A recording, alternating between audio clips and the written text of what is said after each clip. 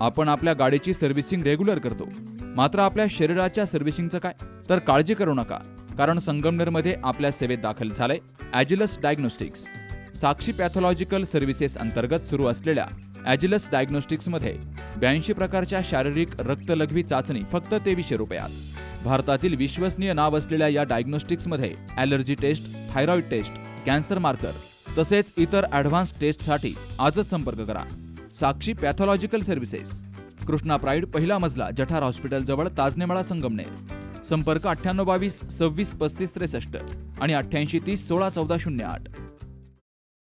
प्रेमात अडथळा ठरत असल्यामुळं प्रियकरानं 5 वर्षांच्या मुलाचा तिच्या आईदेखत खून केला आणि तो खून पचवण्यासाठी खुद्द आईनंच पोटच्या मुलाला प्रियकरासाठी थेट गोदावरी नदीपात्रामध्ये फेकून दिलं आणि दोघेही 1.5 महिना फरार झाले. अखेर पोलिसांनी या दोघा आरोपींना गजाआड केलाय. 20 डिसेंबर 2024 रोजी कोपरगाव तालुक्यातील चासनळी येथील गोदावरी नदीच्या पुलावरून पांढऱ्या कपड्यात बांधून पाण्यामध्ये एक अनोळखी लहान मुलाचा मृतदेह तरंगत असल्याची माहिती पोलीस पाटील प्रकाश शिंदे यांनी कोपरगाव तालुका पोलिसांना दिली. प्रथम दर्शनी लहान मुलाचा खून नरबळीतून झाला असावा अशी अफवा पसरली, तर अनोळखी मुलाची ओळख पटवणं हेच मोठं आव्हान होतं. मात्र पोलीस निरीक्षक संदीप कोळी यांनी वरिष्ठांच्या सहकार्यानं खून झालेल्या मुलाची ओळख पटवून खून करणारे कोण आहेत त्याचा शोध लावला.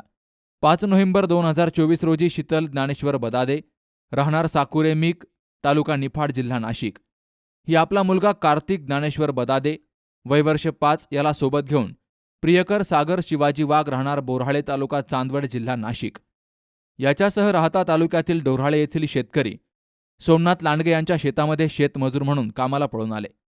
नराधम सागर वाघ याला शीतलचा मुलगा प्रेमात अडथळा वाटत असल्यामुळे त्यानं कार्तिकचा खून केला. त्यात खुद्द कार्तिकच्या आईचाही सहभाग होता. दोघांनी चिमुकल्या कार्तिकच्या मृतदेहाची विल्हेवाट गोदावरी नदीमध्ये लावून पसार झाले. मात्र पुलिस के हात बहुत लंबे होते हैं, याप्रमाणे फरार झालेल्या दोघांना तपासण्यासाठी पोलिसांनी विविध पथकं पाठवून जंग पछाडलं, मात्र ते मिळून येत नव्हते. अखेर 8 फेब्रुवारीला शीतल आपल्या आईला भेटण्यासाठी नाशिक जिल्ह्यातील दिंडोरी या ठिकाणी आल्याचं पोलिसांना समजताच सापळा रचून तिला ताब्यात घेतलं गेलंय.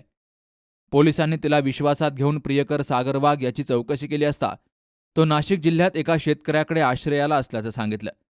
पोलिसांनी सिनेस्टाईल सापळा लावून त्याला अटक करून कोपरगाव पोलीस ठाण्यामध्ये आणून अटक केली आहे, अशी माहिती पोलीस उपअधीक्षक शिरीष वमणे आणि पोलीस निरीक्षक संदीप कोळी यांनी दिली आहे. 20 डिसेंबर 2024 रोजी कोपरगाव तालुका पोलीस स्टेशनच्या हद्दीत चासनळी गावातील गोदावरी नदीच्या नदीपात्रात आपल्याला एक 4 ते 5 वर्षाच्या लहान मुलाचे प्रेत आढळून आलेले होते. या प्रेताची आम्ही घटनास्थळी जाऊन पाहणी केली असता त्याच्या शरीरावर कोणत्या प्रकारच्या जखमा नव्हत्या, पण जेव्हा आपण पोस्टमॉर्टम साठी त्याचे शव पाठवले होते त्यावेळेस त्याच्या डोक्याला हेड इंजुरी असल्याचे आपल्याला निष्पन्न झाले होते.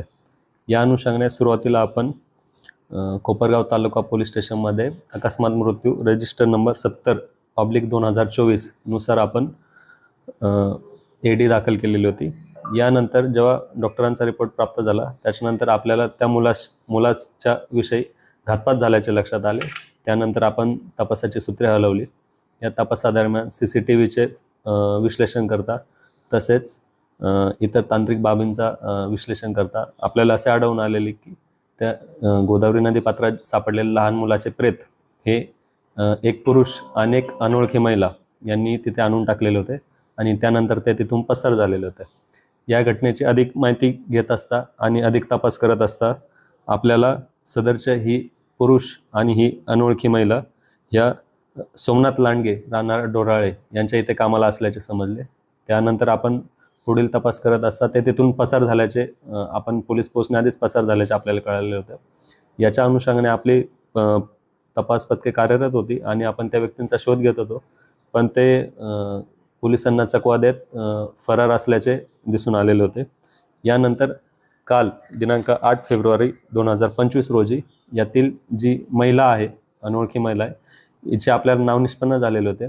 ती दिंडोरी येथे असल्याची आपल्याला गुप्त बातमीदारामार्फत माहिती मिळालेली होती. या ठिकाणी कोपरगाव तालुका पोलीस स्टेशनचे पोलीस निरीक्षक श्री संदीप कोळी यांनी आपली पथके पाठवली आणि तशा वर्णनाची महिला आपल्याला आढळून आली. यानंतर आपण तिला ताब्यात घेतलेलं आहे तिला विश्वासात घेऊन अधिक विचारपूस केली असता तिने तिचा जोडीदार याच्याबद्दल आपल्याला माहिती दिली. त्याच्यानंतर आपण त्यालाही ताब्यात घेतलेलं आहे. अशा प्रकारे ही जी घटना होती, हा जो खुनाचा गुन्हा दाखल केलेला होता लहान मुलाचा, याच्यामध्ये जे आपले 2 प्राथमिक संशयित होते, या दोघांना आपण ताब्यात घेतलेलं आहे आणि याच्या पुढे आपण अधिक कसून चौकशी करत आहोत. आणि हा गुन्हा का घडला, नेमकं काय कारण होतं, या मागचं काय सांगितलं जातं? यात आरोपींची निष्पन्न झालेली नावे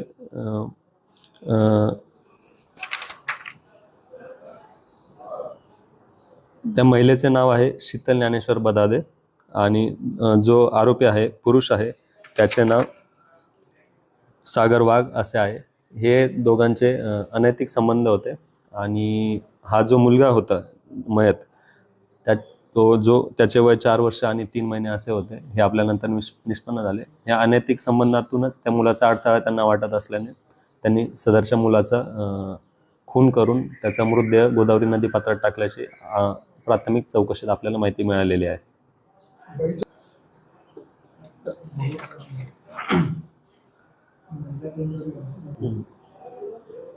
ही जी यातील आपल्याला संशयित दोघं होते, त्याच्यातील जी महिला आरोपी आहे शीतल ज्ञानेश्वर बदादे, हिची आपल्याला गुप्त बातमीदारामार्फत माहिती मिळालेली होती आणि त्याच्यानंतर ते दिंडोरे येथे असल्याचं आपल्याला कळालेलं होतं. आपण त्यांना ही घटना आपल्याकडे खुनाचा गुन्हा दाखल झाल्यापासून बरेच दिवस त्यांचा शोध घेण्याचा प्रयत्न करत होतो, पण ते आपल्याला चकवा देत होते.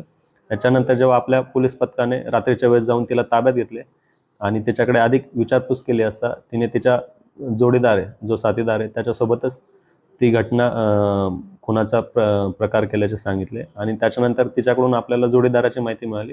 त्याला आपण नाशिकमधील देवळा तालुक्यातील भौर येथून ताब्यात घेतलेला आहे. सदरची उत्कृष्ट कामगिरी अहिल्यानगर जिल्ह्याचे पोलीस अधीक्षक मान्य राकेश ओलासर यांच्या मार्गदर्शनाखाली, तसेच श्रीरामपूरचे अप्पर पोलीस अधीक्षक श्री वैभव कलुवर्मे यांच्या मार्गदर्शनाखाली कोपरगाव तालुका पोलीस स्टेशनचे पोलीस निरीक्षक श्री संदीप कोळी व त्यांचे सहकारी, याच्यामध्ये महिला पोलीस उपनिरीक्षक श्रीमती वैशाली मुकणे, पोलीस उपनिरीक्षक Kamlakar Chaudhari, police head constable Sandeep Devram Bote, police head constable Madhusudan Dahiphale, police constable Navnath Gunjal, police constable Ramesh Zade, police constable Raju Shaikh, तसेच अप्पर पोलीस अधीक्षक श्रीरामपूर यांचे कार्यालयातील पोलीस कॉन्स्टेबल सचिन धनाड यांच्या पथकाने केले असून उपविभागीय पोलीस अधिकारी शिर्डी येथील पथकातील श्री इरफान शेख यांनी याच्यात मोलाची कामगिरी बजावलेली आहे.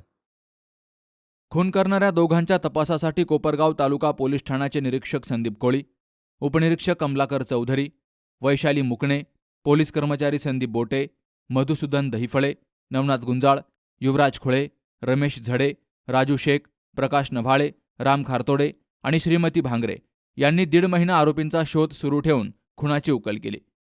पोलिसांनी अशक्य तपास शक्य करून दाखवल्यामुळं त्यांचं सर्व स्तरातून कौतुक होत आहे. तर या घटनेचा पुढील तपास पोलीस करतायत. शंकर दुपारगुडेसह महेश भोर, सी न्यूज मराठी, कोपरगाव.